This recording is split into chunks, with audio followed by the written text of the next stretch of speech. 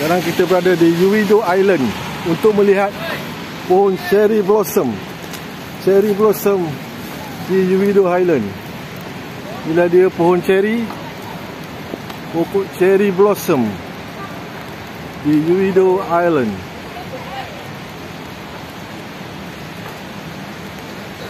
Uwido Island. Ikut tour guide tadi, lagi 2-3 hari dia akan lebih menyerlah bunga cherry ini, pokok bunga cherry ini. Ni datang awal sedikit.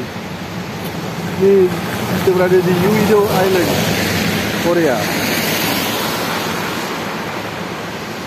Nombor mana ni? Tak. Nombor saya. Nombor kan? Pakai dulu. Cek nombor kan? Ini video. Okey ah.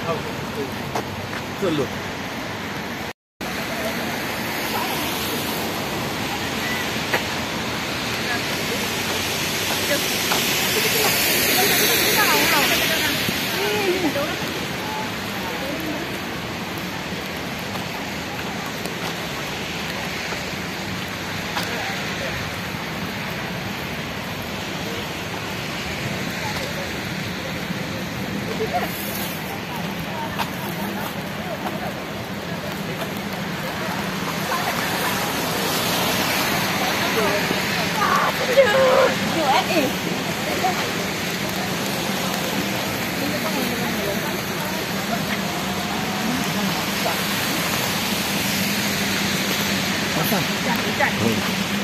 Hujan.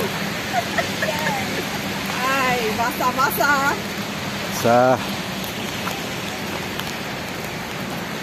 Ada tu.